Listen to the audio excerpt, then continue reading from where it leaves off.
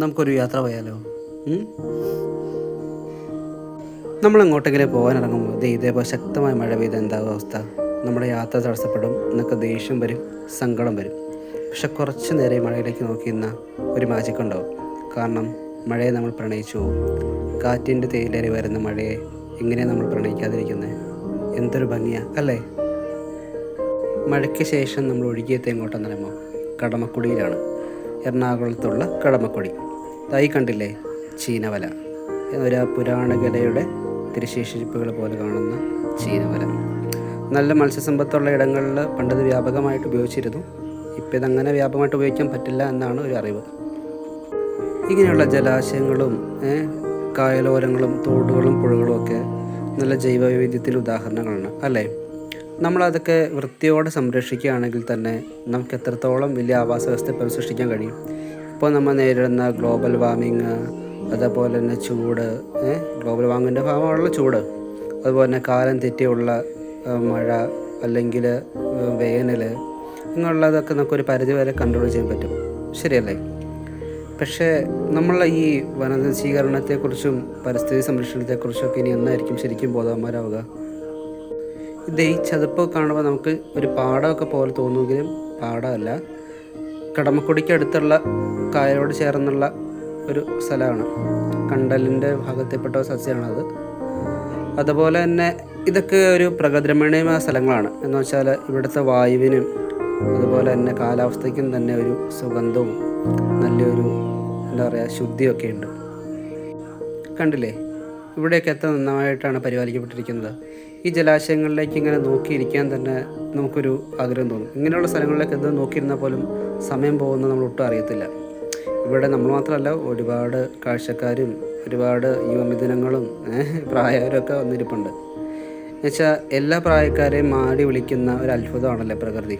പ്രത്യേകിച്ച് ഇതേപോലെയുള്ള ഗ്രാമഭംഗി തുളുമ്പുന്ന സ്ഥലങ്ങൾ.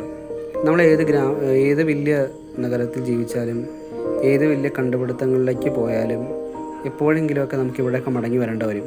കാരണം ഒരമ്മയുടെ മഴത്തിട്ട് പോലെ നമ്മൾ മാടി വിളിക്കുന്ന ഇങ്ങോട്ടൊക്കെ വന്നില്ലെങ്കിൽ പിന്നെ എങ്ങോട്ടാണ് നമ്മൾ പോകേണ്ടത്?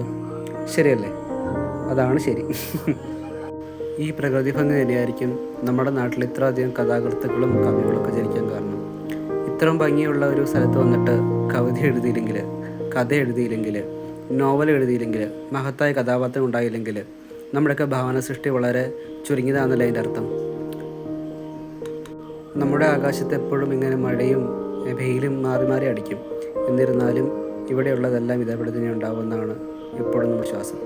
കാരണം നമ്മുടെ ഒരു പൈതൃകവും നമ്മുടെ ഒരു കാർഷിക സംസ്കാരവും നമ്മുടെ ഒരു ആതിഥ്യ മര്യാദയും ഒക്കെ തന്നെയാണ് നമുക്ക് ഇപ്പോഴും ഒരു ടൂറിസ്റ്റ് ഭൂപടത്തിലും അതുപോലെ തന്നെ മറ്റ് ആരോഗ്യ മേഖലകളിലുമൊക്കെ ഒരു വ്യത്യസ്തമായ ഒരു വിദ്യാഭ്യാസ മേഖലകളാണെങ്കിൽ തന്നെ ഒരു വ്യത്യസ്തമായ ഒരു കൾച്ചർ ഉണ്ടാക്കിയെടുക്കാൻ കാരണം. ഇതൊക്കെ കാണുമ്പോൾ എനിക്ക് തോന്നിയിട്ടുള്ള എന്നാണെന്നറിയാമോ, നമുക്ക് കേരളത്തിൽ ഒരു സെപ്പറേറ്റ് ടൂറിസം സ്ഥലത്തിൻ്റെ ആവശ്യമില്ല.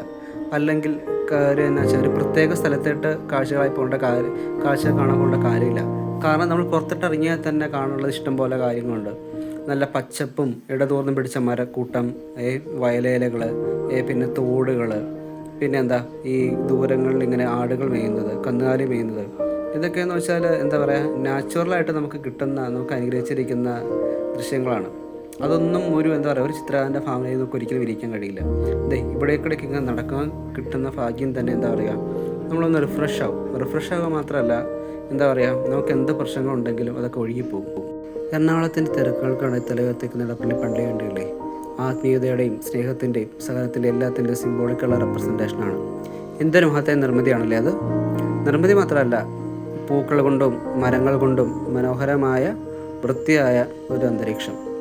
ഇവിടുത്തെ തിരക്കുകളും അല്ലെങ്കിൽ ശബ്ദകോലാഹലങ്ങളും ഒന്നും ഇതിൻ്റെ അതിർത്തിക്ക് അപ്പുറത്തോട്ട് വരത്തില്ല. അങ്ങനെ ഒരു വലിയൊരു പോസിറ്റിവിറ്റിയുള്ള മനുഷ്യൻ്റെ അപ്പുറത്തേക്കുള്ള ഒരു ശക്തികളൊക്കെയാണല്ലോ നമുക്ക് ചുറ്റും ഇവിടെ എപ്പോഴും കുടിയിരിക്കുന്നത്. അതുകൊണ്ടാവാം ആ ഒരു തിരക്ക് പോലും ഇതിൻ്റെ അതിർത്തിയിലേക്ക് കടന്നു വരാത്തത്. നമ്മൾ കാണുമ്പോൾ കൺമുന്നിൽപ്പെടുന്ന കാഴ്ചകളൊന്ന്, പക്ഷെ ഒന്ന് ചോർന്ന് നോക്കിയാലോ നമ്മൾ കാണാത്ത പല ഭംഗികളും പല കാര്യങ്ങളും നമുക്ക് പലയിടത്തും കണ്ടെത്താൻ പറ്റും അല്ലേ? മനുഷ്യൻ്റെ ബുദ്ധിവികാസവും അതിൻ്റെ കണ്ടുപിടുത്തങ്ങളൊക്കെ എല്ലാ രീതിയിലും എത്ര മനോഹരമായിട്ട് ഉപയോഗിച്ചിരിക്കുന്നത്. പെയിൻറ്റിങ്ങുകളിൽ, ആർട്ട് വർക്കുകളിൽ, വലിയ നിർമ്മിതികളിൽ. ഇതൊക്കെ നമ്മളുടെ വിദ്യാഭ്യാസത്തിൻ്റെയും അല്ലെങ്കിൽ നമ്മൾ ആർജിച്ചെടുത്ത ശീലങ്ങളുടെയും ഒക്കെ ഫലമാണെന്ന് വിശ്വസിക്കാനാണ് എനിക്കിഷ്ടം. മഹാനഗരത്തിന് മേൽ അങ്ങയുടെ കൃപയൊന്നും ഉണ്ടാവട്ടെ. ഇതാ നല്ല പാദസരം കിലുക്കിക്കൊണ്ട് മഴ വീണ്ടും ഉതിരിക്കുന്നു. ശരി, പാദസരമല്ല, വലിയൊരു ചിലങ്ക് തന്നെയാണ്. മഴയ്ക്ക് എന്ത് രൗദ്രഭാവമാണല്ലേ. മഴ കവികൾക്കും എഴുത്തുകാർക്കും പ്രണയിനിയും കാമുകയൊക്കെ ആണെങ്കിലും സാധാരണ മനുഷ്യർക്ക് എന്നും ജോലിക്ക് വന്ന ആൾക്കാർക്ക് മഴ ഒരു അന്നമുടക്ക് തന്നെയാണ്. ശരിയല്ലേ? ശരിയാണ്.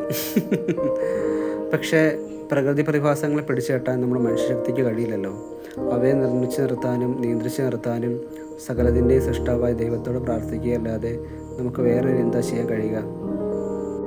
പക്ഷെ എന്നിരുന്നാലും നമ്മുടെ ജീവിതത്തിലെ മഴയെന്നും നല്ലതിൻ്റെയും നല്ല നാളെയുടെയും നല്ല പ്രതീക്ഷയുടെയും തുടക്കമാവട്ടെ. അങ്ങനെ അല്ലാതെ ആശ്വസിക്കാനായിട്ട് നമുക്കൊരിക്കലും കഴിയില്ലല്ലോ. മഴയുടെ ചിലമ്പലുകൾ എന്നും നന്മയുടെ ലോകത്തേക്കുള്ള തുറപ്പുകൾ മാത്രമായി തീരട്ടെ. മഴയും വെയിലും മാറി മാറി വന്നാലും നമുക്കൊക്കെ ഒരേ ഒരു ചിന്തയുള്ളൂ, ഇനി എന്ത്, ഇനി അങ്ങോട്ടേക്കെന്ത്.